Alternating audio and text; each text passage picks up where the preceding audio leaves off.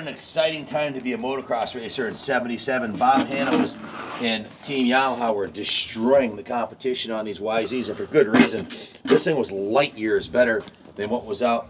The 75, they were twin shock models. 76 was the first year. This 77, they had things dialed in pretty nice, and this one is what you'd want. If you were a privateer back then, racing against the factory riders, you'd only wish you had one this good. This is Jack Weaver, number 4, New England number 4, expert vet rider. He had a collection of 120 bikes, and he had some pristine, significant race models. This is one of them that came out of his collection, and this one is bristling with trickery from front to back. Start at the back. It's got the White Brothers swing arm and axle chain guide and axle adjusters, chain adjuster. It also has a White Brothers shock, remote reservoir shock, which RAP went through for Jack. The front forks have been redone. The front forks are outstanding. The suspension's nice and stiff. I'm 220 pounds. Jack probably weighed like 180, 190, so it's maybe a little soft for me, but this is a bike you could take to the ARMA starting line and race right out of the box. DG head on it. Kick-ass piece. Jack was a professional painter by trade. He took the bike completely down to the frame, repainted the frame, automotive quality paint job on the frame, and went through everything. All the bearings, all the seals, all the gaskets. This is a bike he was planning on racing. He did do a couple motos on it, but it doesn't have very much ride time at all. You can see the front forks are in mint shape. The aluminum's been polished. The DID front rim still has a sticker on it, as you can see down there.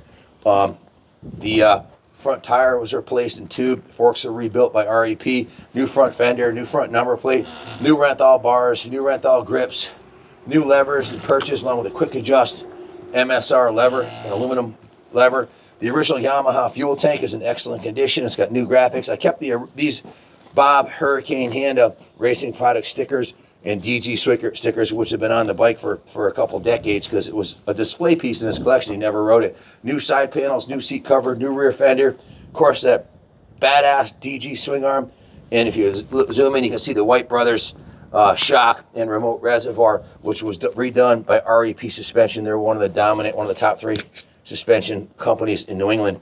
Everything's been redone on the bike. The brakes, the suspension, the chain and sprockets. It's got a new gold chain on it. You check out the engine, the cylinder head, DG head, the cylinder, the engine cases, everything is in outstanding condition. The pegs, the levers. These are just really, really, really, really hard to come by. Most of them were ridden into the ground. Let me spin it around so you can see the other side of it in the sunlight. They just don't exist like this anymore, guys. And if they do, it's they're usually in a collector's like Jack's, and they're not for sale. The only reason this came up for sale, Jack sold his entire collection of 120 bikes. We picked the 20 cherries off the top, the 20 nicest ones, and this is one of them. We had the 79 OW125 replica, which had the replica swing arm set up similar to this swing arm, custom aluminum factory style silencer.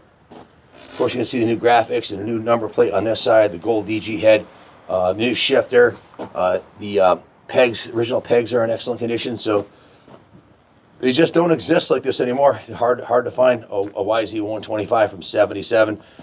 In 2 years, this bike will be 50 years old, so they're just unobtainium to find them like this. This one's done, ready to take to the track and take it out and run it.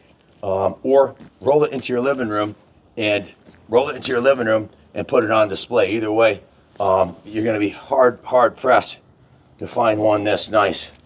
The profile of this bike, if you look at it, it's iconic, man. It's an iconic classic. This was a period that I was grateful to be involved with motocross. I was 12 years old when this bike came out.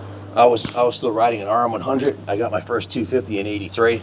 And the rest is history. I've been riding 2-strokes since 1973, so over 50 years. And this is a kick-ass one. 6-speed transmission, close ratio, so 5-to-6 isn't a big gap, but if you're going on the straightaway, that extra gear makes a big difference, man.